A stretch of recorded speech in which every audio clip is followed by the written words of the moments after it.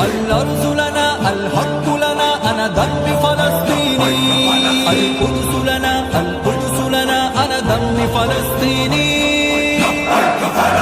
السلام علیکم ورحمۃ اللہ وبرکاتہ. پیارے سامعین، خادم امہ شرائن حقانی آپ سے مخاطب ہے. اللہ کے حکم سے اس وقت پوری دنیا میں عموماً جبکہ مسلم دنیا میں خصوصاً دشمنان اسلام کے خلاف کامیابی کے ساتھ جنگی حکمت عملی کے طور پر بائیکاٹ مہم جاری ہے، جس میں ایک مسلم ملک ملائیشیا نے نہایت ہی انوکھا مگر پر اثر طریقہ اختیار کرنے کی مثال پیش کی. ہم عرب سے عجم تک اور نیل تا کاشغر غیور مسلمان اس ترغیبی طریقہ بائیکاٹ کی تائید کرتے ہوئے تمام مسلم ممالک سے اور خصوصاً پاکستانی عوام کی مدد اور کوششوں کے ساتھ مارکیٹس، مالز اور اسٹورز مالکان سے اسی طرح سے بائیکاٹ مہم کے اطلاق کی درخواست کرتے ہیں. محترم امت آخر کے مرد و زن سپاہیوں، آپ کو جان کر نہایت تعجب ہوگا کہ فاتح الاقصی حضرت صلاح الدین ایوبی رحمت اللہ علیہ نے ایک عظیم عمل کا ایثار فرما کر بیت المقدس فتح فرمایا تھا. دین کی خاطر کیے گئے فرض عظیم کے ایثار کو، جسے آپ آج کے دور کا بائیکاٹ کہہ لیں، آپ کی خدمت میں پیش کرنے سے قبل گوش گزار کرتے چلیں کہ سلطان صلاح الدین ایوبی کی سمانے کے تناظر میں وقت کی نزاکت کے تحت تمام مسلمانوں کو یہ فیصلہ کرنے کی ضرورت ہے کہ ہم کیا چیز ایثار یا بائیکاٹ کر کے فلسطین اور ارض مقدس کے جہاد کے ادنا حصے دار بن سکتے ہیں. یاد رکھیے گا، اللہ سبحانہ و تعالی آج جو فیصلہ آپ سے منقطع کی صورت لے رہا ہے، اس سے کسی نہ کسی شکل میں آپ کی بہتر مسلم کے طور پر تربیت کی جا رہی ہے اور آپ کو دین حق کا سپاہی بنا کر انشاءاللہ امت مسلمہ ایک عظیم مقصد اور سعادت کے واسطے تیار ہو رہی ہے. لہذا گزارش ہے کہ غیور مسلمان بلا حیل و حجت اپنا کام جاری رکھیں، اس خیال فاسق سے قطع نظر کہ اس کا کچھ اثر اسرائیل یا امریکہ پر مرتب ہوگا یا نہیں، مگر اس کا اثر آپ کے ایمان پر اور آپ سے ہوتے ہوئے آپ کے اپنے ملک کی مضبوط اکنامی پر ضرور ہوگا، جس کا بالواسطہ طور پر فائدہ فلسطین کی آزادی کے لیے آسانی کی فراہمی کے علاوہ دشمن کی اکنامی پر کاری ضرب کی صورت پہنچے گا. واقعہ کچھ یوں ہے کہ حضرت سلطان صلاح الدین ایوبی رحمت اللہ علیہ کو عمر بھر حج کرنے کا شوق رہا، مگر جب بھی پیسے جمع کرتے کسی نہ کسی جہاد میں صرف کر دیتے اور فرماتے یہ رقم مسجد الاقصی پر قربان. اس طرح کرتے کرتے آپ نے آخرکار 50 سال کی عمر میں مسجد الاقصی کو 12 لاکھ یہودی اور عیسائی فوج سے آزاد کرا لیا. آپ ایک عظیم سلطان اور مجاہد رہ چکے تھے، مگر اس کے باوجود آپ کے وصال کے بعد آپ کے گھر سے صرف ایک تلوار اور 47 درہم برآمد ہوئے، جن سے سلطان کی تدفین بھی نہیں ہو سکتی تھی. چنانچہ قاضی نے آپ کے کفن اور تدفین کے اخراجات اپنی جیب سے ادا کیے، اور ہم مسلمان قبلہ اول مسجد اقصی کے لیے محض چند اشیاء کے بائیکاٹ کا جہاد بھی اپنے نفوس سے نہیں کر سکتے. جس دین کی حفاظت اور قبلہ اول کی بازیابی کی خاطر حضرت سلطان صلاح الدین ایوبی ایک فرض تک ادا نہ کر سکے، اس دین کی حفاظت کے واسطے دیگر چیزیں اور معمولی ذائقے ترک کرنے کی اس سے بہتر دلیل نہیں ہو سکتی. اس وقت ہم مسلمانوں کو سلطان صلاح الدین ایوبی کے نقش قدم پر چلنے کی اشد ضرورت ہے. آپ ایمانداری سے بتائیے، کیا کوئی غیور مسلمان یہودی فوڈ چین میک ڈونلڈز کی اسرائیلی فوج کی کھلے عام امداد کو دیکھنے کے بعد بھی بدستور ان کا استعمال کر سکتا ہے، چاہے اس کی فرنچائز کے شیئر ہولڈر چند پاکستانی ہی کیوں نہ ہو؟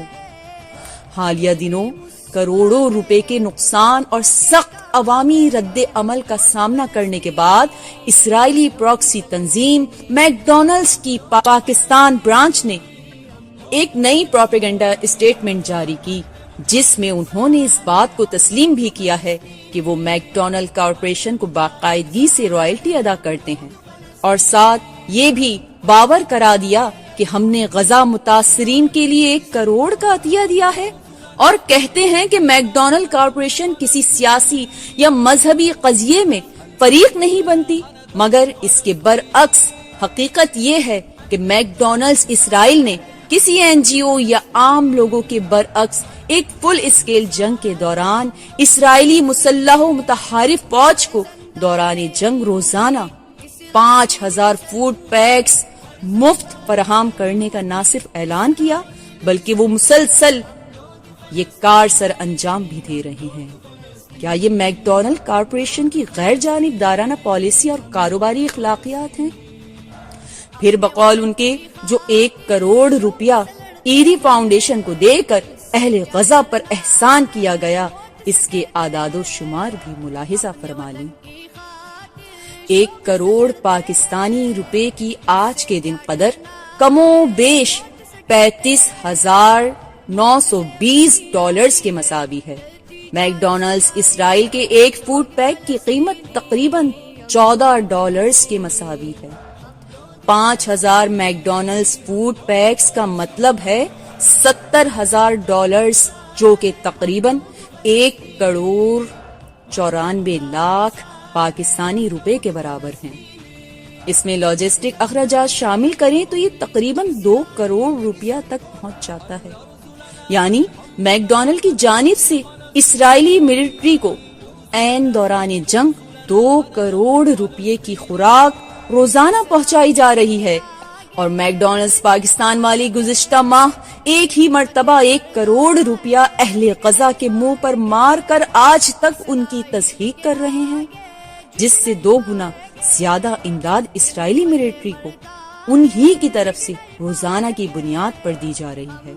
اس جنگ کو شروع ہوئے اب تک کم و بیش 40 دن گزر چکے ہیں، یعنی اب تک میک ڈونلڈز اسرائیلی فوج کو 70 سے 80 کروڑ روپیہ کے مساوی خوراک فراہم کر چکی ہے، اور یہ سلسلہ جاری ہے۔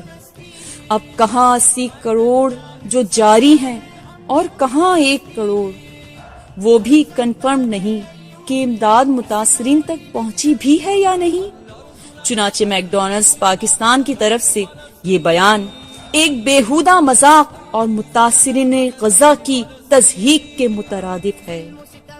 ہمیں اس گینگ میک ڈونلڈز کے خلاف، جو کاروباری کمپنی سے زیادہ ایک دہشت گرد تنظیم ہے، اپنا بائیکاٹ مزید سے مزید سخت کرنا ہوگا، یہاں تک کہ ان کی ایک برانچ کا کم سے کم مسلم دنیا سے خاتمہ ہو جائے۔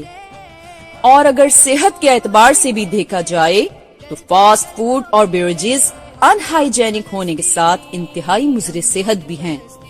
ان کا بائیکاٹ کرنا نہ صرف آپ کی صحت کو متوازن کرتا ہے بلکہ کفایت شعار بھی بنا دے گا، اور کفایت شعاری کے بعد یقینی طور پر لوگوں میں ہائی اور low blood pressure, heart attack جیسے امراض میں بھی نمایاں کمی آئے گی۔ اب آپ میں سے بہت سے احباب کے ذہن میں یہ سوال پیدا ہو رہا ہوگا کہ ہم قبلہ اول اور اپنے فلسطینی بہن بھائیوں کے لیے کیا کریں اور کیسے کر سکتے ہیں؟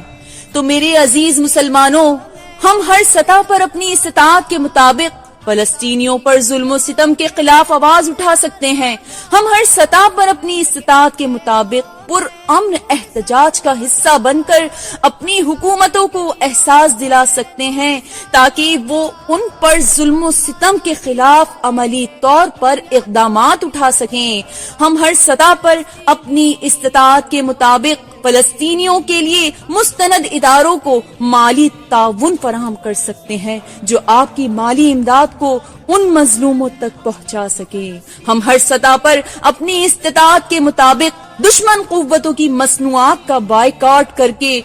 ان کو معاشی نقصان پہنچا سکتے ہیں، اور یہ ہمارے پاس بہترین ہتھیار ہے. اس کو معمولی مت سمجھیں اور اس پر عمل کے ساتھ ہم اللہ پاک کی بارگاہ میں خلوص اور صدق دل سے دعا کر سکتے ہیں جو کہ اپنے مظلوم فلسطینی بھائی بہنوں کے لیے ہمارے پاس ایک انتہائی قیمتی امداد ہے.